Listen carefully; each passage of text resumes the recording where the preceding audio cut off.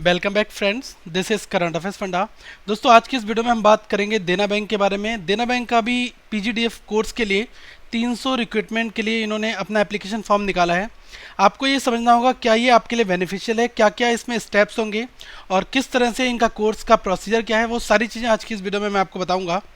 Basically ये जो पीजीडीएफ है, post graduate diploma in banking and finance का एक कोर्स होता है जो 1 ईयर का होता है। ये दोस्तों कोर्स जो है ये आपको नोएडा में एक यूनिवर्सिटी है, अमेठी यूनिवर्सिटी, ओके, वहाँ पर आपको ये करना होगा। अब इसके बारे में हम एक एक करके सारी बातों को समझते हैं। सबसे पहले जो यहाँ पर लिखा है opening date of online registration, जो आपका ऑनलाइन रजिस्ट्रेशन है ये आपका 18 अप्रैल से स्टार्ट होगा और कब तक चलेगा, ये 9 मई 2017 तक चलेगा। अब एक चीज़ आपको ये देखना है कि जो आप अपना फॉर्म फिल करेंगे इसके प्रिंट आउट को ले सकते हैं आप 24 मई 2017 तक, ओके, क्योंकि लास्ट डेट इसमें लिखा है एप्लीकेशन फॉर्म को प्रिंट आउट लेने की। इसकी ज़रूरत आपको इंटरव्यू के टाइम पर पड़ती है। कॉल लेटर्स जो हैं वो आपके जो एग्ज़ाम होगा उसके लिए स्टार्ट हो जाएंगे 30 मई से, और ऑनलाइन जो एग्जामिनेशन की टेंटिव डेट जो है वो है 11 जून। अब हम समझते हैं एक एक इसके प्रोसेस में कि वैकेंसीज कितनी हैं। देखिए, सबसे पहले वैकेंसीज कैटेगराइज वाइज की अगर मैं बात करूं तो 300 पोस्ट के लिए रिक्रूटमेंट इन्होंने स्टार्ट किया है, जिसमें जनरल के लिए 206 पोस्ट हैं, ओबीसी के लिए 22 हैं, एसटी के लिए 10 हैं और एससी के लिए 62 हैं, ओके। और ये अदर कैटेगराइज हैं तो आप इनको भी देख सकते हैं, पीडब्ल्यूडी में जो आती हैं। इन्होंने एक चीज़ मेंशन की है कि 3 batches of the students will be inducted in Amethi university, मतलब कि अमेठी यूनिवर्सिटी में 3 बैचेस जो हैं स्टूडेंट्स के वो जाएंगे through the current selection exercise for 2017-18। अभी जो ये करंट सिलेक्शन एक्सरसाइज है ये आपकी अप्रैल 2017 से दिसंबर 2017 के सेशन के लिए लिया जा रहा है, फाइन। तो ये जो स्टूडेंट्स होंगे ये इस बैच से लिए जाएंगे। The intake of students in each bench will be decided by the bank, bank decide करेगा और रिक्रूटमेंट के अकॉर्डिंग जैसी उसकी रिक्वायरमेंट होगी उसके अकॉर्डिंग ही यहाँ पर डिसाइड करेगा बैंक कि कितने स्टूडेंट्स को एक बैच में लेना है। और जो total number of students intake is 300, यहाँ पर मेंशन किया गया है कि टोटल जो नंबर ऑफ स्टूडेंट्स हैं वो कितने हैं, 300 हैं। और ये प्रोविजनली अगर जैसे भी फ्यूचर में नीड बढ़ती है तो उसके अकॉर्डिंग इनको इंक्रीज भी किया जा सकता है, ठीक है, कैटेगरी वाइज। अब एप्लीकेशन फ़ी की अगर दोस्तों बात की जाए तो ये कितनी है, ये है, सबसे पहले आप देख लें कि SC ST PW इनके लिए केवल 50 रुपये इंटीमेशन चार्जेस देने होते हैं, और जो अदर कैटेगरी हैं इन सब के लिए 400 रुपये की एप्लीकेशन फ़ी है। अब हम एक चीज़ ये जानते हैं कि एग्जामिनेशन का स्ट्रक्चर कैसा है। देखो, एग्जामिनेशन का जो स्ट्रक्चर है उसमें सबसे पहला एक आपका ऑनलाइन एग्जाम होगा, दूसरा आपका ग्रुप डिस्कशन या पर्सनल इंटरव्यू उसको आप कह सकते हैं, ठीक है। इनके ऊपर ही आपका पूरा कोर्स जो है डिपेंड करता है। अब ऑनलाइन एग्जामिनेशन में एक आपका ऑब्जेक्टिव और डिस्क्रिप्टिव, ये 2 चीज़ें यहाँ पर आ जाती हैं, और ग्रुप डिस्कशन और पर्सनल इंटरव्यू, ठीक है। अब हम सबसे पहले देखते हैं कि स्ट्रक्चर क्या है। स्ट्रक्चर थोड़ा सा इनका अलग तरह का स्ट्रक्चर है। जो इन्होंने ऑब्जेक्टिव टेस्ट की बात की है, जो इनका ऑब्जेक्टिव टेस्ट है इसमें क्या है कि 1 2 3 4 जो इन्होंने 4 सब्जेक्ट मेंशन किए हैं कि पहला आपका रीजनिंग का होगा जिसमें आपके 50 क्वेश्चन होंगे, 50 मार्क्स के होंगे, और जो दूसरा आपका होगा क्वांट का, इसमें भी 50 क्वेश्चन होंगे, 50 मार्क्स के होंगे, और जनरल अवेयरनेस जो है बैंकिंग इंडस्ट्री से रिलेटेड इसमें 50 क्वेश्चन होंगे, 50 नंबर के, और आपका जो इंग्लिश लैंग्वेज का टेस्ट होगा ये आपके 50 क्वेश्चन होंगे और 50 मैक्सिमम मार्क्स इसमें मेंशन किया गया है, ठीक है। टोटल जो है 2 घंटे का टाइम है, 2 आवर्स का ड्यूरेशन टाइम इसके लिए, 120 मिनट आपको दिया जाएगा, फाइन। मतलब कि 200 क्वेश्चन, 120 मिनट का टाइम। इसके बाद जो डिस्क्रिप्टिव टेस्ट में इन्होंने क्या लिखा है कि डिस्क्रिप्टिव टेस्ट जो होगा ये इंग्लिश लैंग्वेज यहाँ पर इन्होंने मेंशन कर दिया है। तो आप ये सोच सकते हैं कि इसमें डिस्क्रिप्टिव टेस्ट में क्या पूछा जाएगा। देखो, इंग्लिश लैंग्वेज में ये आपका टेस्ट इन्होंने मेंशन किया है, बट प्रॉब्ली दोस्तों यहाँ पर ऐसे राइटिंग और लेटर राइटिंग ही होगा, ऐसा मेरा मानना है, क्योंकि इसके बारे में बहुत कुछ मेंशन इन्होंने नहीं किया है, क्योंकि केवल 2 क्वेश्चन की बात की गई है और ये 50 नंबर के हैं। हो सकता है कि यहाँ पर कंप्रेंशन काइंड ऑफ क्वेश्चन भी हो सकते हैं, लेकिन ऐसा कुछ नोटिफिकेशन में इन्होंने नहीं बताया है। तो आप इसको, अभी मैं कुछ इसके बारे में नहीं कह सकता, लेकिन अपकमिंग डेज में मैं इसके बारे में आपको इन्फॉर्मेशन जरूर दूंगा।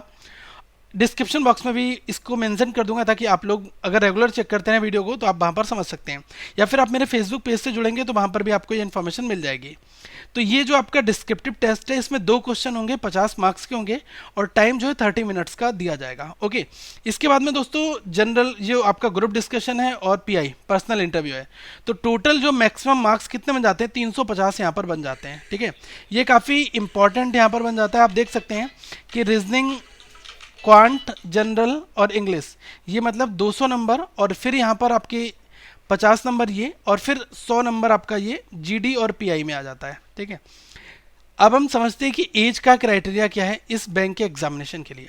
दोस्तों इसमें इन्होंने मेंशन कर दिया कि मिनिमम एज जो है वो 20 ईयर होनी चाहिए, मैक्सिमम जो है वो 29 ईयर्स होनी चाहिए 1 अप्रैल 2017 के लिए। ओके, मतलब कि इसकी बात अगर क्या की जाए कि एक कोई ऐसा कैंडिडेट जो कि 1/4/1988 से पहले बॉर्न ना हुआ हो। ओके, और बात की जाए तो 1/4/1998 के बाद वो ना बॉर्न हुआ हो। ठीक है, मतलब कि इससे पहले का ना हो और इसके बाद का ना हो, इन दोनों के बीच में डेट उसकी लाई करनी चाहिए, तभी वो इस फॉर्म को फिल कर सकता है। तो आप देख सकते हैं कि मिनिमम जो एज कितनी है 20 ईयर्स, और मैक्सिमम कितनी है यहाँ पर, वो है 29। ओके, अब एक चीज़ मैं यहाँ पर और देखता हूँ कि एजुकेशनल क्वालिफिकेशंस, कुछ लोगों को यहाँ पर डाउट है कि एजुकेशनल क्वालिफिकेशन जो है वो कितनी यहाँ पर रखी गई है। एजुकेशनल क्वालिफिकेशन के लिए इन्होंने कहा है कि डिग्री आपके पास में ग्रेजुएशन लेवल की होनी चाहिए, मिनिमम 60% है। अगर आप SC ST PWD में आते हैं तो आपको 55% ही लाना होगा। अगर आपके मार्क्स हैं तो आप, ठीक है, किसी भी यूनिवर्सिटी से, तो आप आसानी से इस फॉर्म को फिल कर सकते हैं। एक चीज़ ध्यान रखना कि बेस्ट 4 बेस्ट 3 का कोई भी क्राइटेरिया नहीं होता है। अगर अल्टीमेटली आपके ग्रेड, अगर आपके यहाँ CGPA का सिस्टम होगा तो क्या है कि जिन लोगों को CGPA जिनका मिला होगा उनके मार्कशीट के बैक पर CGPA इंटू परसेंटेज का कन्वर्जन होता है, वहाँ से वो चीज़ देख सकते हैं। ओके, एक चीज़ मैं क्लियरली आपको बताना चाहूँगा कि जिनके मार्क्स 59.99 होंगे वो 60% से कम ट्रीट किए जाएंगे, या फिर जिसका 44.99 भी होगा वो भी आपका 55 से कम लिया जाएगा। ओके, तो आप ऐसे कमेंट बिल्कुल मत करना कि आपके मार्क्स 58% हैं लेकिन बेस्ट 4 में आपके 62 हो रहे हैं तो आप फॉर्म फिल कर सकते हो, बिल्कुल नहीं। अगर आपके 60% थ्रू आउट है उस ग्रेजुएशन में तभी आप उस फॉर्म को फिल कर सकते हो, नहीं तो आप इस फॉर्म को फिल नहीं कर सकते। ओके, एक चीज़ ध्यान रखना कि जो फाइनल ईयर के स्टूडेंट्स होंगे वो भी इस फॉर्म को फिल कर सकते हैं, लेकिन बशर्ते क्या है कि इंटरव्यू के टाइम पर उनको अपनी ग्रेजुएशन की मार्कशीट को दिखाना होगा, और वहाँ पर अगर वो जनरल में होंगे तो 60% मार्क्स होने चाहिए, अगर वो SC ST PWD में है तो 55 पर भी उनका काम चल जाएगा। क्राइटेरिया परसेंटेज का यहाँ पर मैटर करता है, इसको आपको ध्यान में रखना होगा। आई होप आपका ये डाउट क्लियर हो गया होगा। अगर मैं नेक्स्ट की बात करूं कि कोर्स की फ़ी कितनी है, बॉन्ड डिटेल्स क्या है, कितने बॉन्ड की लिमिट है, तो ये भी बहुत क्रूशियल फैक्टर है, इसको जानना जरूरी है कि जो फ़ी है वो दोस्तों वो 3 लाख है प्लस सर्विस टैक्स एप्लीकेबल होगा। एक चीज़ ध्यान रखना कि इसमें आपका क्या है कि बोर्डिंग, लॉजिंग, कोर्स फ़ी और अदर चार्जेस भी इंक्लूडेड है, मतलब each and everything is mention in 3 lakhs। ठीक है, प्लस सर्विस टैक्स में जो आपको स्टूडेंट्स के द्वारा पे करनी होगी। एक यहाँ पर काम ये है कि अगर आप इस अमाउंट को एक बार में पे नहीं करना चाहते तो आप बैंक से लोन ले सकते हैं और फिर EMI के बेसिस पर आपको अपकमिंग डेज में इसको देना होगा जब आप सक्सेसफुली ब्रांच में आ जाएंगे। ओके, बॉन्ड की दोस्तों बात की जाए तो इन्होंने कहा है कि 2 लाख का बॉन्ड जो है 4 साल के लिए आपको यहाँ पर फिल करना होगा, जो ज्वाइनिंग कोर्स जिस दिन आप लेंगे उस दिन से इफेक्टिव होगा। ये नॉन ट्रांसफरेबल बॉन्ड होगा, मतलब किसी को ट्रांसफ़र नहीं कर सकते, ये आपके नाम पर ही बॉन्ड होगा। एक चीज़ और है कि अगर आप इस कोर्स को छोड़ते हैं एक सर्टेन पीरियड के बाद में तो आपको ये बॉन्ड लिमिट के साथ में आपको अमाउंट पे करना होगा, तभी आप इस कोर्स को जो अगर आप इस कोर्स के थ्रू आपका बैंक में जॉब लग जाता है तभी आप इस जॉब को छोड़ सकते हैं। ठीक है, बॉन्ड की लिमिट इन्होंने मेंशन किया है, the candidate will have to work for Dena Bank on recruitment as a PO provisionary officer for a period of 3 years on completion of the program. If the candidate want to leave the job in between these 3 years, he will have liable to pay the service bond amount.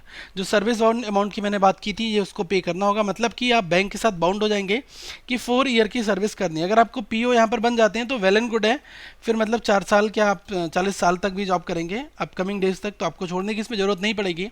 Okay, लेकिन 4 साल का इसमें एक इन्होंने deadline बना दिया है कि इस टाइम तक आपको जॉब करनी ही पड़ेगी। फाइन, एक चीज़ और है कि स्टिपेंड कितना मिलेगा, मतलब कि आपको एक तरह से भत्ता कह सकते हैं।